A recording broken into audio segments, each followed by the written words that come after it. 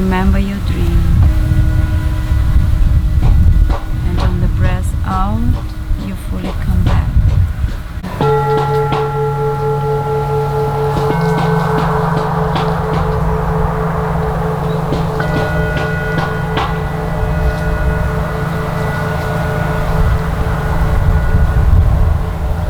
I see some faces from yesterday, right?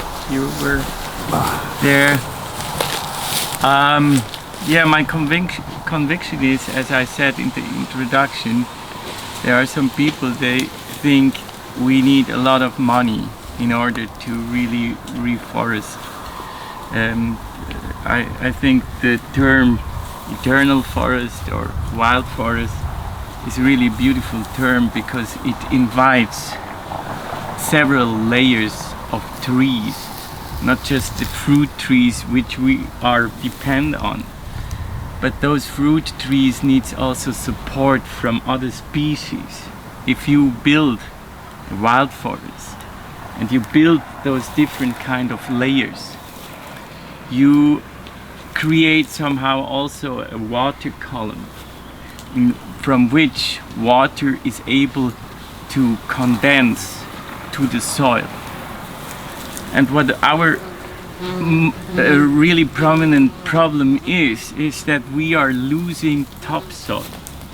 You know, we losing topsoil, and the carbon from the soil goes into the rivers, goes into the oceans, because the soil is designed to be something like a foam, which is able to store all nutrition.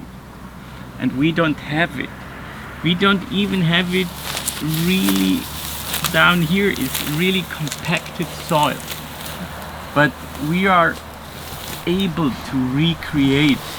We are able to recreate just now. Because, and that's also an amazing thing which I told you guys yesterday, if you look for diversity and varieties of trees, the best is you go into cities, because in these parks they are creating some little wild forests, because they are not looking for like competition, but they're looking for beauty in these wild forests. And there I can observe a lot of different kind of trees. And right now we have the seasons of seeds, and this seeds is our banking account, which we can harvest, and with these seeds we can make tree nurseries. And if we know how the wild forest, when we go really to a wild forest and we look to the layers of a healthy system, you see there is a low layer of plants which occupy some space. There is a medium layer of plants which occupy some space.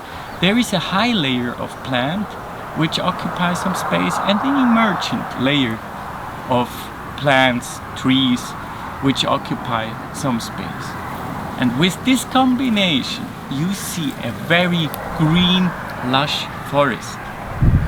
And to know if we are really in an abundant system is when you look and you see more green than you see some brown, more leaves than wood, then you know it's a wild forest, it's the beginning of something.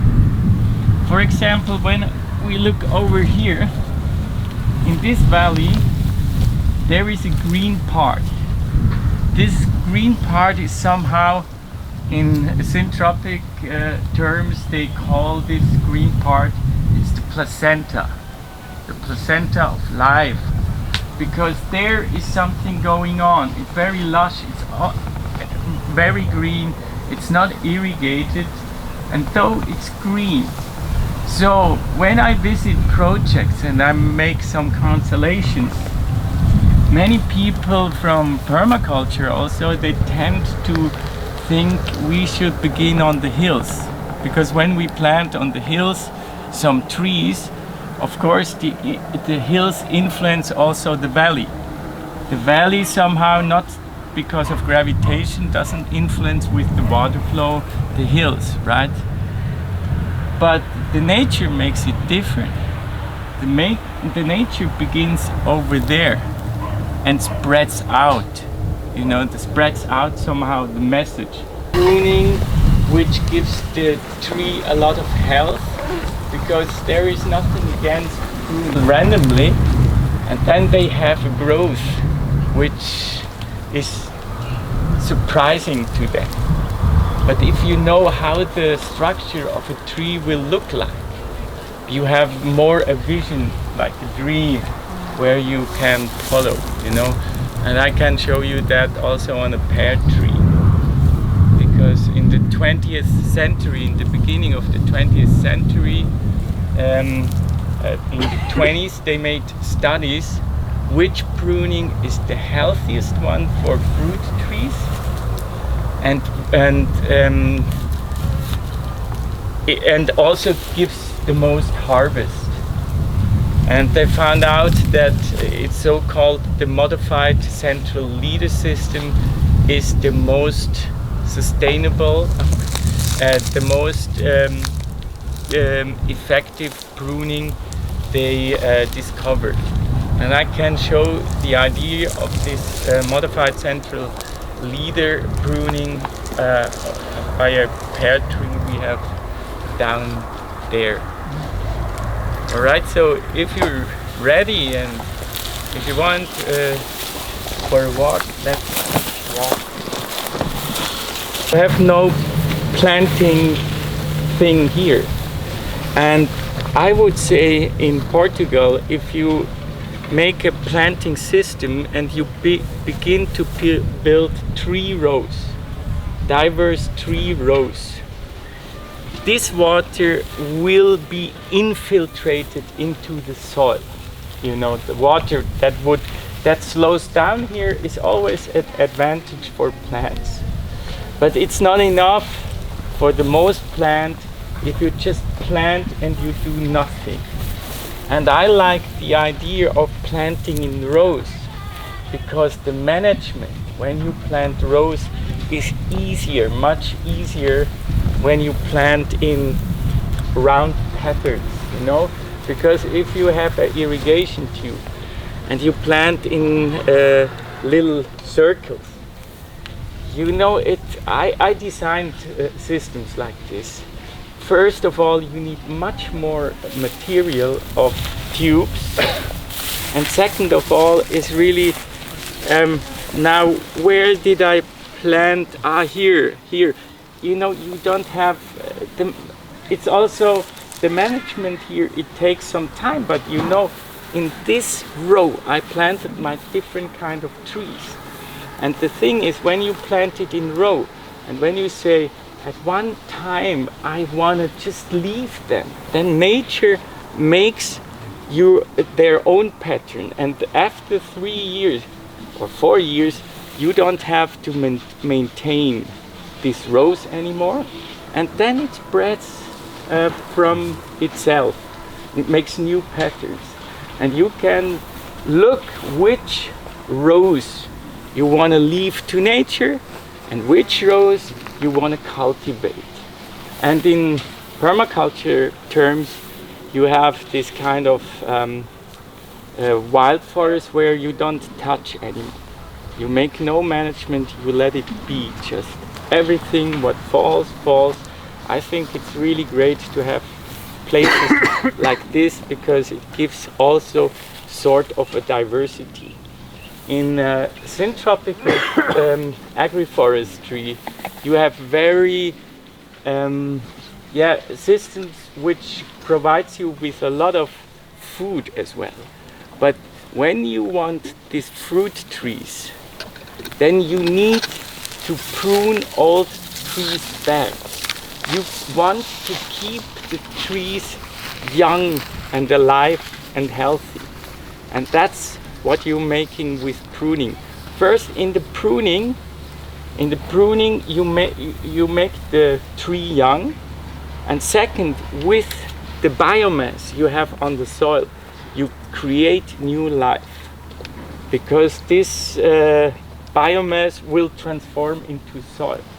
And then you will have the bacteria, you will have the insects, and everything you need for abundant growth. As soon as you have a tree which is already adult, it has somehow a tendency not to invite new species, but the design of those trees are to get like 300 years old, then collapse, and then the new cycle is beginning. So what we could do is, of course, also with those guys, if you want to, but you know, I have a really respect for old trees. That's why I wouldn't go into a forest like this and rejuvenate now with saws. I think it's a little bit, it's a little bit, you could do it, but something in my heart doesn't feel right by this thought. So what I would do is, I would go to a place like here. You know, this is a valley. That's what I was taught. You take this valley and you make this rose, for example, here. That's what I would do. And they say, like, the influence of an old tree, you need like a separation between an old tree and the fruit forest system of like 3, 4, 5 meters. Yeah. Because what's really interesting, an old tree somehow inhibits this juvenile growth you need for fruit trees, and the young tree is like giving power to those fruit trees. For example, I had an orange tree. This orange tree had like 3 leaves, and the owner, he said, I want to cut it, it doesn't work. And I said, wait a moment. I just pruned it back, I took out all the old stuff, and then I made a really big layer of mulch. And then I planted 2 eucalyptus next to this orange tree, really 0.5 meter apart, where people think, wow, that's crazy. But the growth, and the eucalyptus really grows very fast, you know, with not a lot of water. I think it's a great plant, but of course not in monoculture terms.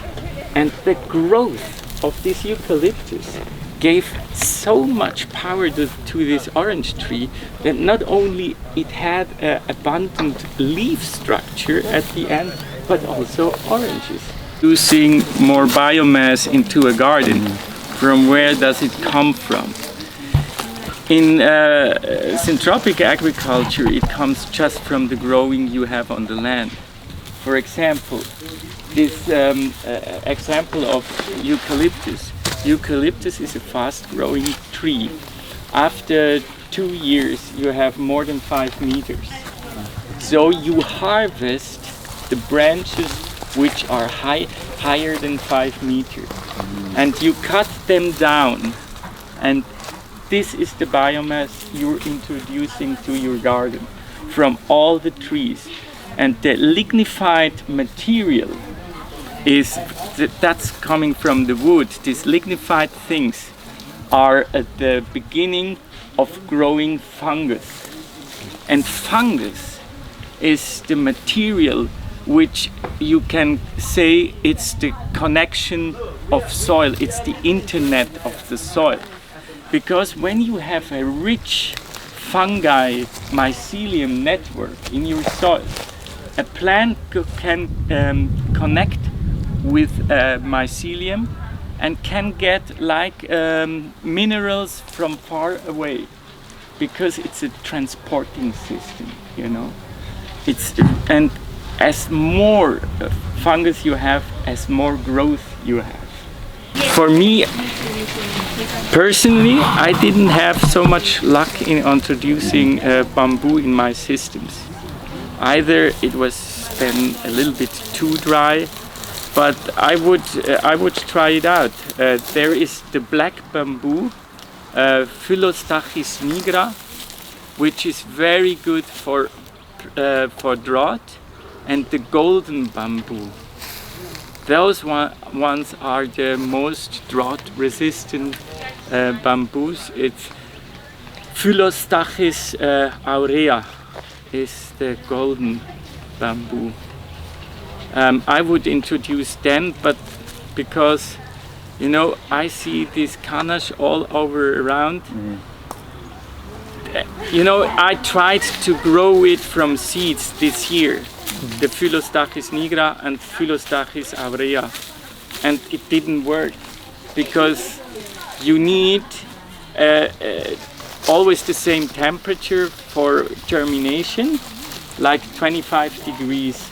And we in Alentejo, we have sometimes 40 degrees and then 20 degrees or even lower, and this kind of imbalance is not so good. If you have like, I think you need a tree, or you need a closed tree nursery, a stufa, you know, where you grow this.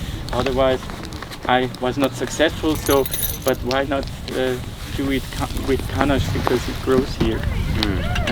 Are Orea and Negro bamboo, are they propagating through runners, or are they clump? They are just invasive depleted soil. And with this invasive depleted soil, you have, of course, a plant which need to make some work, you know, or some creation.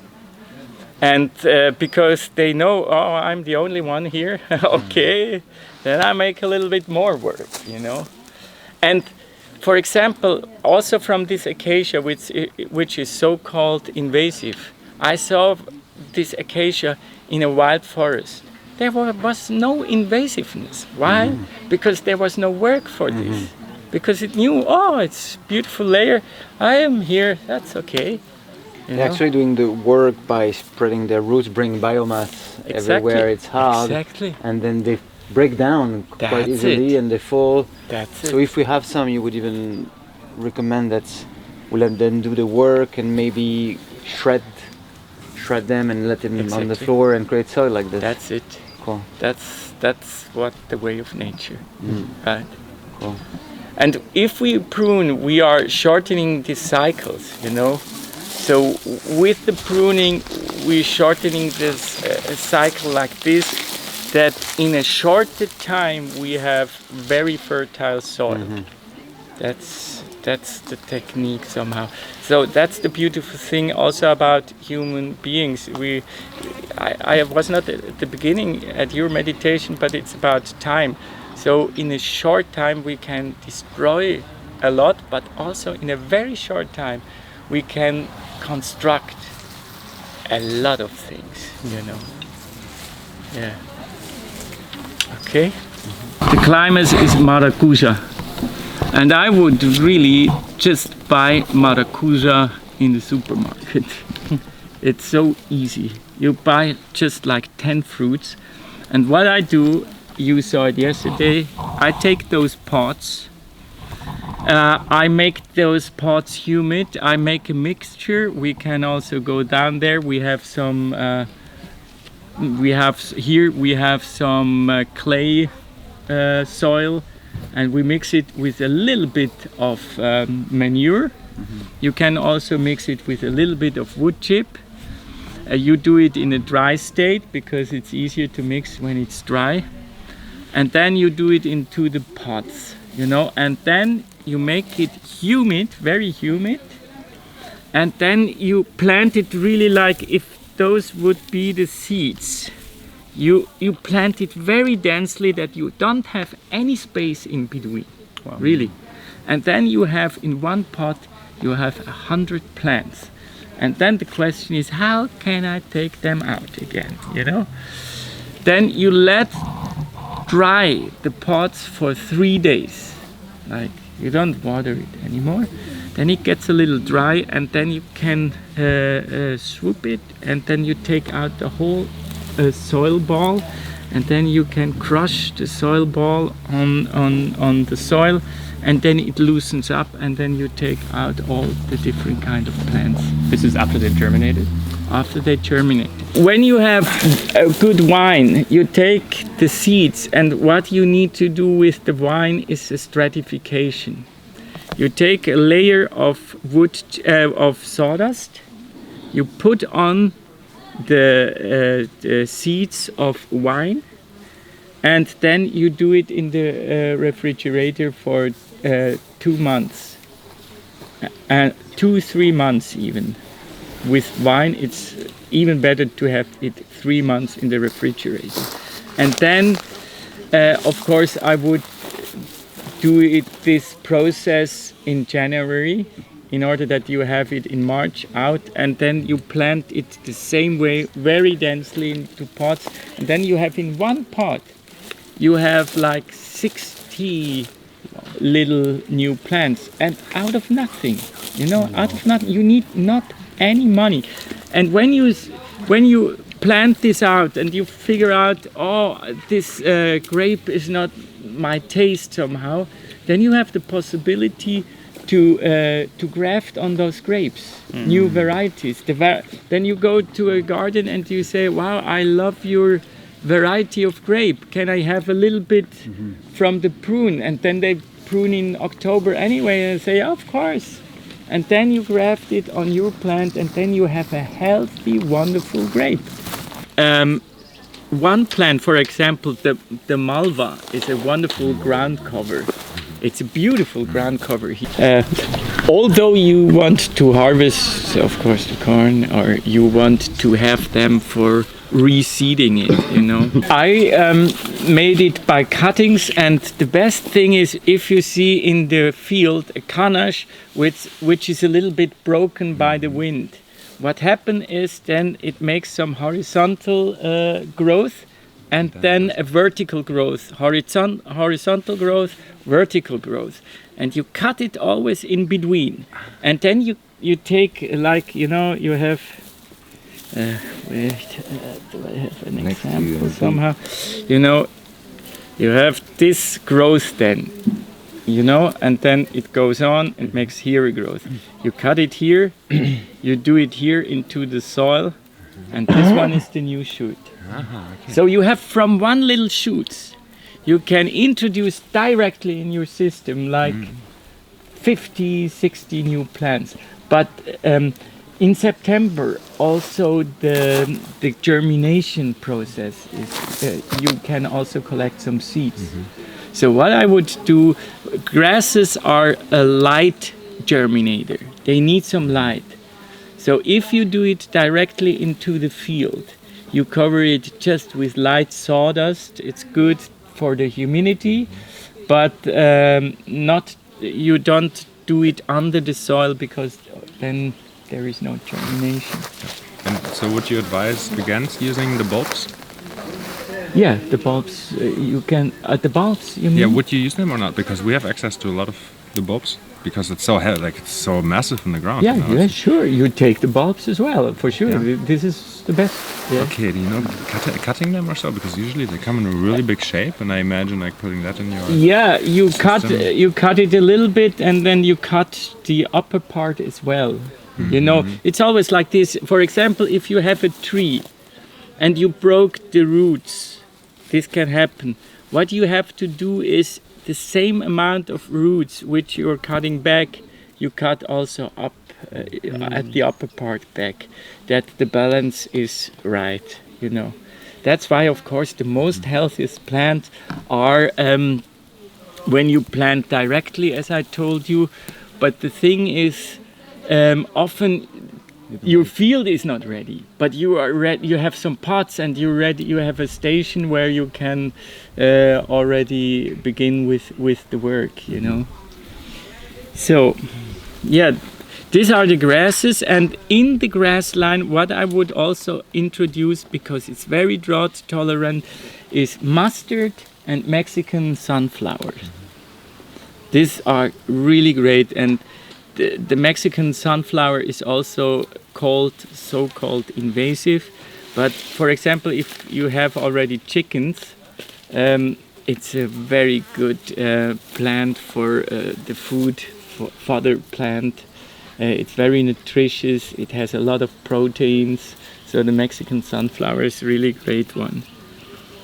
So what I would do is I would plant, when you plant like in a very drought region, I would plant every 3 meters, like some row.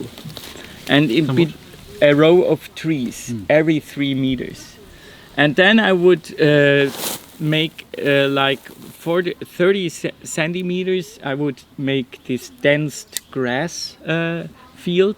And after that, until the next tree row comes, you make these nitrogen fixers like lupines, like lucerne. You take those guys and you plant them directly into the field. There are different kind of lupines. There, in Portuguese, it's also tremosilia and tremoso, I think, right? Those are clovers? Or? Yeah, and clovers, they are also okay, but in a way I'm hesitant because they have not such a long life cycle like here because of the drought, like the lupines and the lucerne. So I would rather go for this other one. And of course, in the tree rows for the first year, you go also in these tree rows with veggies, like beetroot, like rabante, patata, and so on, whatever you want. But just the first year, because in the first year, as I told you before a little bit, this placenta and this beginning of the forest, they are like cooperating with each other. But after the second year, you go with the veggies there where you had your lupines, because then the soil is ready for veggies there, because you have enough of nitrogen in there, you know.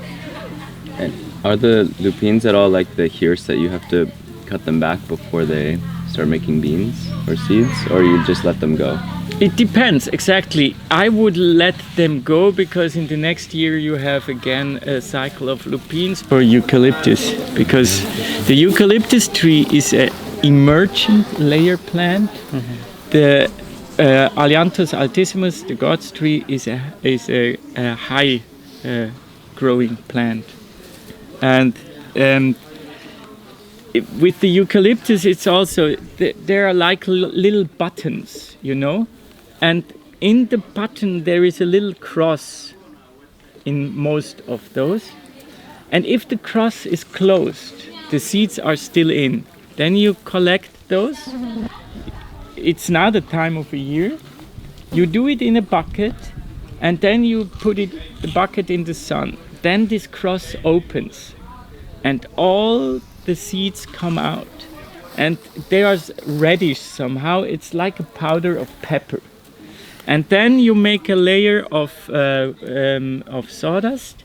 You make the pepper like a cooking thing over the sawdust.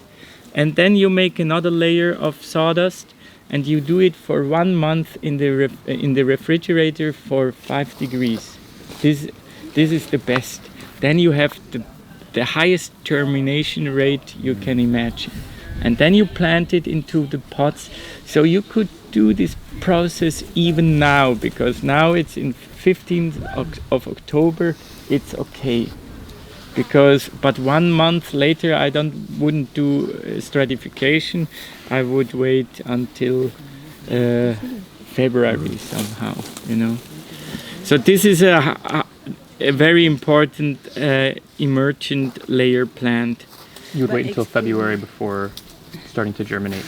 Exactly. Like emergent trees or stratification. Exactly. And then you would plant directly, or you would start in February and plant in March or something. You know, if you have the field, it's always better you plant directly into the field. Okay. Or seed directly into the field. You make just... When you have a soil like this, you need to compact the soil a little. When you do it by hand, it's of course it's really hard work. You take away the topsoil on one side, and then you grab like 15 centimeters down, and you loosen up just the soil, and then you cover it again with the topsoil, and then you plant the trees. It's hard work, but if you have a machine, it would work, of course, better and easier. But it's, of course, what you need to know, this work with machine is somehow destructive. But if you introduce then your plants, then it's okay. So what about because I know that in Portugal it's a real problem, the eucalyptus, no? What Yes. would you say that Like, benefits? it's, I don't know if it's... Yeah, that's what I was talking before a little bit. The eucalyptus is a problem because you have a field, then you cut down the eucalyptus, and then you take a ton out of this field, and then you let it regrow. And then you cut down again, you take again a ton out, then you let it regrow for a third time, you take it out. So you took out 3 tons without re-giving anything to the soil. And then all of a sudden, it doesn't grow anything anymore, and then you have a drought soil, and then you say, this fucking eucalyptus destroyed my soil, you know? But if you cut down the eucalyptus, you chop it a little bit, and you make new beds, then you create soil. You do new ones. The emperor's tree, another wonderful. The emperor's tree is also very fast growing, but it's not so much drought tolerant. So do this tree more at a place where you know it's really a humid place, but it's a wonderful, and it's also one of the fastest growing trees. So with this, and the seeds are in, it looks a little bit like a nut shell, you know, and in there are these little white seeds. And because this one, the emperor's tree, is a light germinator, so don't cover it with too much of sawdust. Just fine sawdust on top of it, and never dry it out. So I would say the best place for tree nursery is a shadow place under a wonderful, beautiful tree, under the shadow of the tree, because there you have the right amount of light which the new trees need. Because there is not just a shadow, but it's like a transmittance of light which have the right frequency, the right UV density for these young plants, you know. Because I tried once in a stufa, you know, in a closed system, it was very humid in there, and I thought, wow, then all the trees get a better environment than this dry area, and nothing grew because it was not the right field. But so you do it under a tree, but open? Yeah. Open, no coverage. You don't need Nothing. It's a natural shade. Yeah. No, under the tree, it's the best place. Look also for the silk tree. It's an acacia which also grows into parks, and this is a tree which really gives beautiful nitrogen into the soil. And with that, you take out the seeds also from the pods, and you make you really dunk it into boiling water. You need boiling hot water, 100 degrees, and then you wait for 3 days, and then you can plant it. Wonderful tree as well is the casuarina. The casuarina it looks like a needle tree, has needles like a pine tree somehow, but very long. But it's not belonging to the same family. It has little seed pods, and you have to look if they are open. It's already too late. And then you collect all the seeds, you do it in the pots, you do the pots in the sun, and then all of a sudden these little balls are opening and little white seeds come out. And with that you have also to be careful not to cover it with too much sawdust, because they like also the light. They are light germinator. The ash tree is one you can find everywhere, also on riverbeds, and it's like this.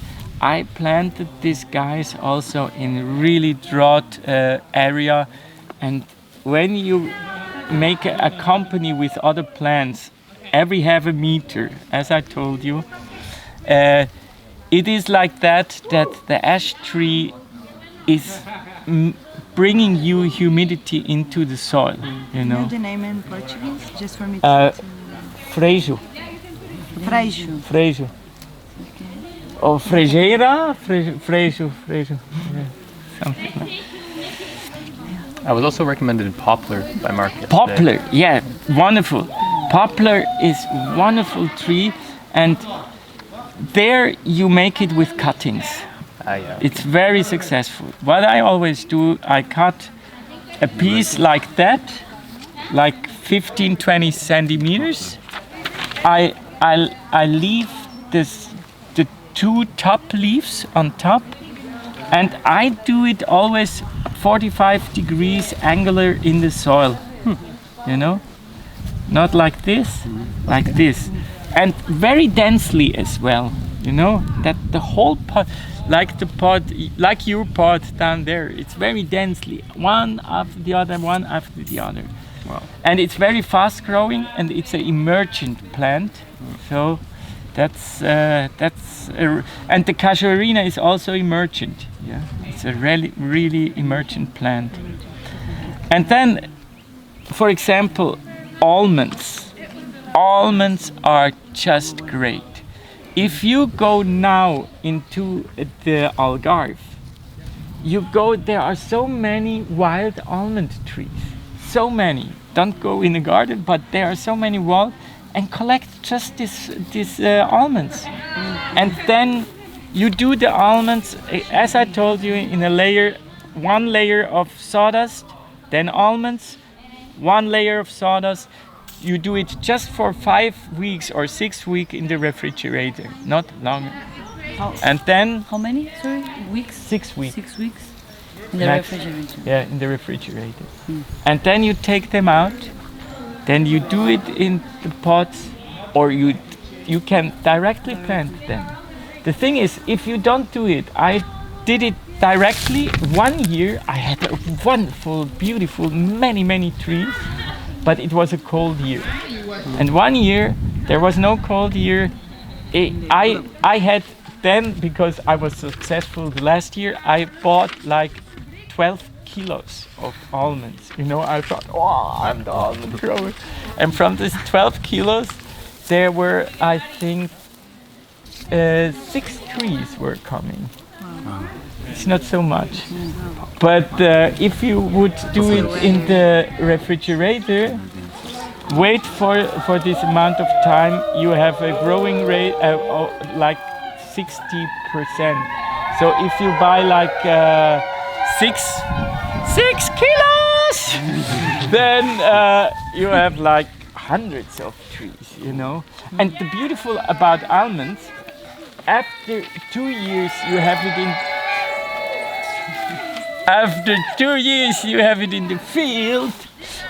You can graft on it apricots. You can graft on it plums. You can graft all this kind of stone from the prunus family on it. And it's much more successful if you have it in the field for 2 years and then graft on it, because then they have strong roots.